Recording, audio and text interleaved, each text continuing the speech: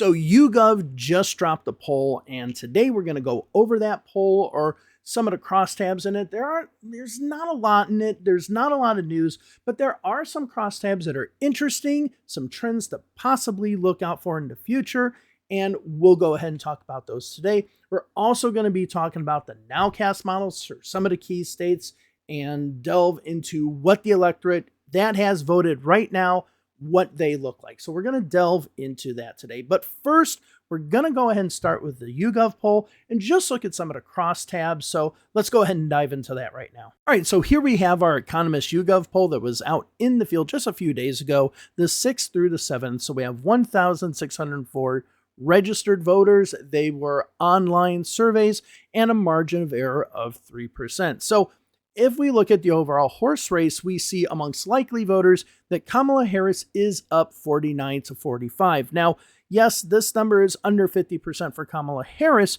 but one thing I'm noticing is it's seeming like Donald Trump is dropping a little bit in these national numbers as well. So we will go ahead and keep an eye on that and see if there are any trends with either one of those numbers over the next few weeks. Now, one of the things I've been noticing in some of the polls there, the gender numbers seem to be getting a little bit closer. So here you see Kamala Harris down by 5% amongst male voters, which is much, much closer than like the 10, 15, even sometimes 20% gaps that we see. And this seems to not just be happening in this poll, but also some statewide polls as well. And then when we look at female voters, we kind of see that, yes, Kamala Harris has a lead, but it's just maybe not as big as we've seen in other polls. So here she has a 9% lead. But again, we were seeing like 15, even sometimes 20% leads amongst female voters. So it looks like we're starting to maybe see male and female voters get a little bit closer. So if we look at white voters, we see the same as we've seen pretty much in other polls as well. But if we look at Hispanic voters, we see Kamala Harris in this YuGov poll below 50%. Now that is a significant drop for her.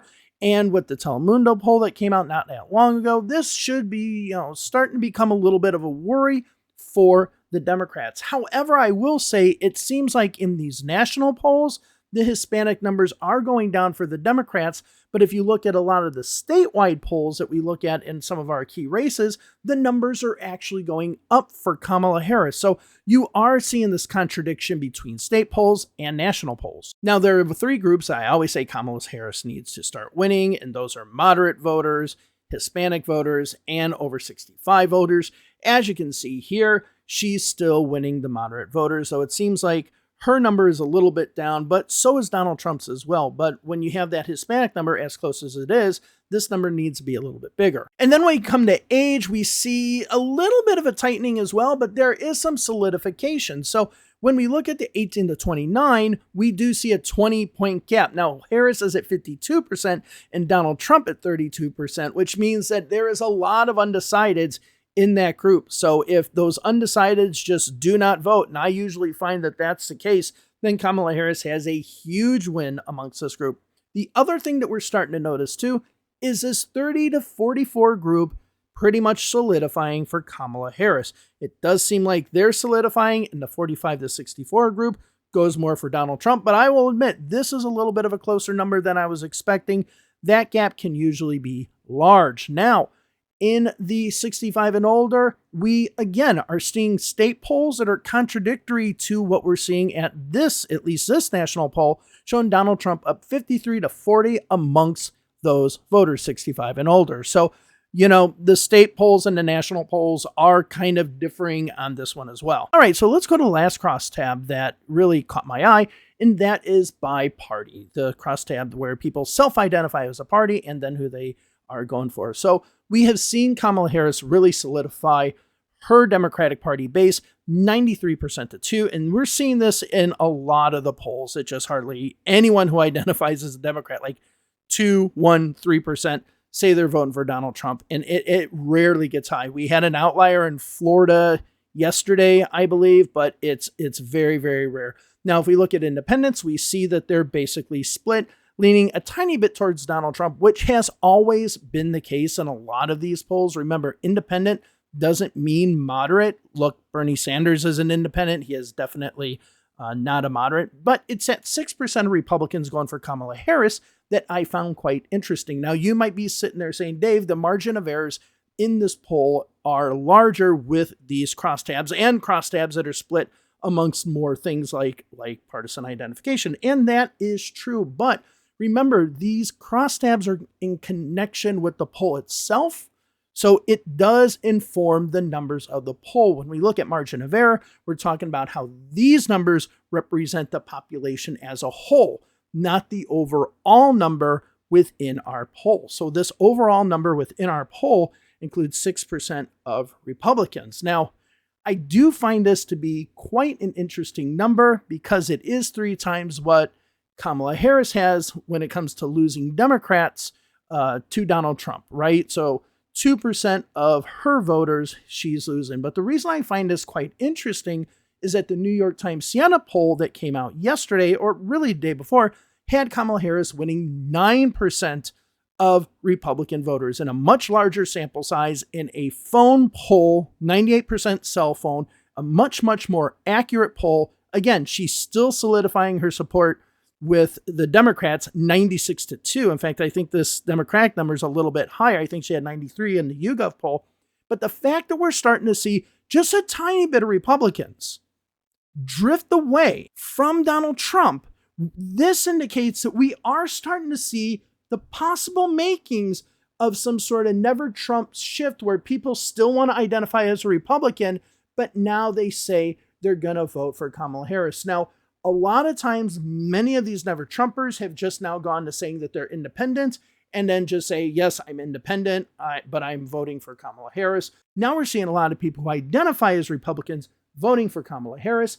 That is pretty significant in and of itself. So that's the main thing. We'll see if this trend continues. We'll see if this, let's say, an 8%, a 9% number of Republicans voting for Kamala Harris actually is something that can sustain over time. I'm not necessarily sure that it will, but we are starting to see the groundwork of that. It seems possibly like the Liz Cheney thing might have actually had an impact, though with this New York Times poll, it wouldn't have been because she would have made her remarks after the poll was already in the field, but the YuGov poll was since then. So let's keep an eye on this metric. So next thing we're going to go into are the nowcast models, the 6 voting trend nowcast models that we have for a number of key states in this election. Now, there are some other states that we don't have right now just because there's not enough information. Georgia, North Carolina, Texas. Hopefully, when we get more information, we're going to go ahead and make those. I don't know if we'll ever get any data out of Arizona, and there is an issue with the Nevada model. I'll get into that when we start looking at early vote numbers in Nevada, but those aren't probably going to be published until the 19th of October. But let's go ahead and start looking at the nowcast models that have been made so far. Now, a few things I want to mention before we get into the nowcast model. First, these are nowcast models. So basically, they just say if the vote ended today with the votes that have been submitted now, this is what the results would be. They're not trying to predict, as of this point, the future results, just of what has come in now. Now, there is something regarding geographical accuracy on this to basically say if the votes are distributed in a way that looks very similar to the general election, this could be a model that we could look at for the future. So the more and more that model doesn't look good, the more and more it just is more representative of now. But remember, each state's going to have their own different thing. So for example, in the state of Pennsylvania, only 23% of the people vote early before the election. So we can't really say that it's going to give us any indication of what can happen in the final, but we can go ahead and say, compared to other early voting numbers for Biden, for Fetterman, for Shapiro, and others, how does that compare? So that's the first thing that we can do with those. Whereas you have a state like Wisconsin where over 80% or maybe right around 80% of the people will vote either in person early or by mail. And in that case, we can look at that model to get an idea closer to election day how that state is actually performing. And then there's some states like Florida that hopefully, because of the hurricane, will continue to report numbers all the way up to election day and then including election day. So when the polls close at 7 p.m., we can give you an accurate assessment of how that model is. So let's go ahead and dive into the Wisconsin model first and look at those numbers. Now, many of you, and thank you very much for coming to the channel, many of you aren't subscribed, but if you would like to be subscribed and get information, press the subscribe button, hit the little bell so you're notified about new videos that drop every day.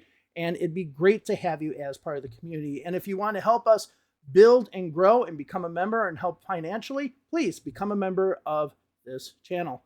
Great to have you on board. Let's go over to the nowcast models. Now, if you look at the current Wisconsin model, you can see that the turnout is 5.08%. And yes, that's not a typo. That is a question mark there, because what Wisconsin does as far as turnout is a little bit weird.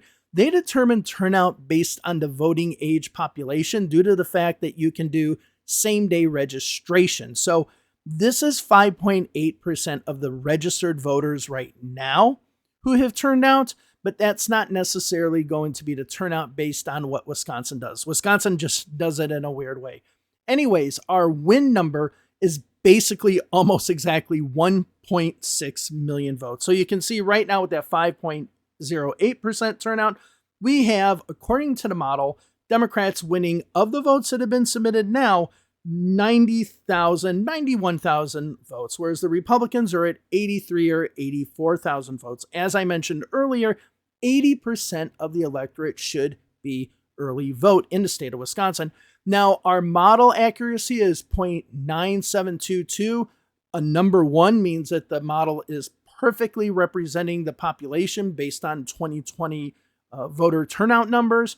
And so having a 0.9722 indicates that this is a very accurate model as far as geography. Now let's go over to the Michigan model that is getting a little bit better now, because now we have 4.67% of the votes cast in the state of Michigan are 50% plus one number. Our win number is 2,822,968. This is the estimated needed to win the state outright, not in a plurality, but in a majority. As of the numbers right now, we see that Democrats are at 208,916 votes of our current model's projection. And our model also projects that the Republicans have 170,114 votes. Now, as you can see, early votes in the state of Michigan are about 50%, but that number actually could go up because there had been changes made to early voting in the state of Michigan. So unlike the state of Florida, which is now requiring you to register for an absentee ballot every election, now in the state of Michigan, they're doing it like Florida used to do and say, once you ask for one, you can get one as long as you're an active voter for each election. As you can see, the model accuracy is very high as far as geography. So this gives us a good indication. This basically is showing that the Democrats are doing quite well in the state of Michigan. And that geographical accuracy is very important. So that means that, let's say, Wayne County, for example, is not necessarily going to be overweighed compared to another Republican county, right? So it does show consistency in these counties. And if Wayne is a little bit more, chances are there's another Republican one that's a little bit more too. So this is a very, very good model for the Democrats right now. Now, if we look at Minnesota, Minnesota's kind of an issue because they've only updated their numbers twice. But right now they had 2.93%. I think that is of October 3rd. So quite a few days ago. And our win number there is around 3.66 million votes.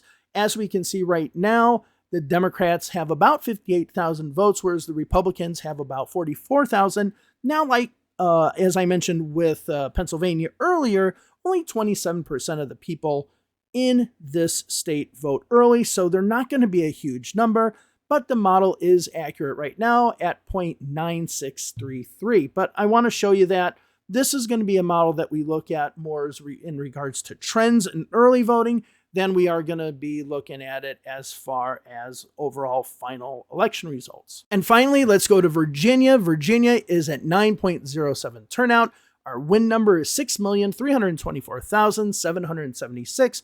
And as we can see right now, if the election were to end now, the current projection from Voting Trends says that Democrats would win 285,660 of those votes, with Republicans at 269,541. Now, only 36% of the people vote early, so it gives us an idea, but it's not definitely a total predictor. The geographical accuracy is a little bit less than the other models that we looked at, but still at 9620 is pretty good. But basically, another thing we're starting to see in the state of Virginia is that the models are actually getting wider and wider and wider apart. So let's go ahead and look at our two partisan nowcast models. The first one's going to be Pennsylvania with 2.96% turnout right now. So you can say our win number is about 3.3 million people. And of the model right now, we have 197,000, almost 200,000 of those who have voted would probably vote Democrat according to the model. And the Republican number is around 60 to 61,000. Now, as I mentioned earlier, only 23% of the vote will be coming early. Most of the state is going to vote on election day, Democrats and Republicans. It'll just be an overwhelming election day number. This is the reason why our geographical accuracy is a little bit less at 0.7818, which is still okay and decent, but it's still also, maybe more of a thing to do with which counties actually do more early voting than other counties. So finally, in our Florida nowcast model, which is a partisan model as well, we have a 2.73% turnout with 5.2 million people for our win number.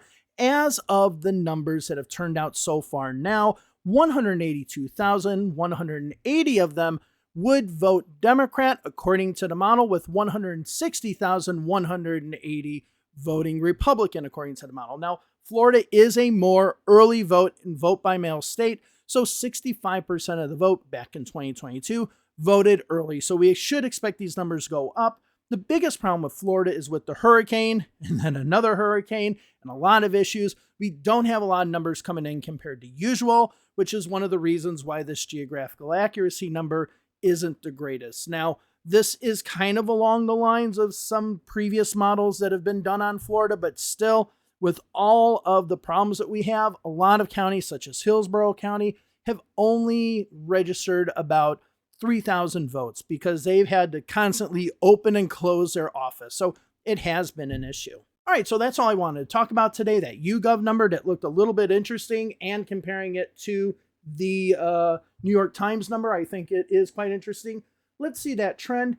And also, let's see what happens with these nowcast models over the next few days, maybe the next week or so. We might see some drastic changes. Thank you all very much for joining me. Have a wonderful day. See you later. Bye-bye.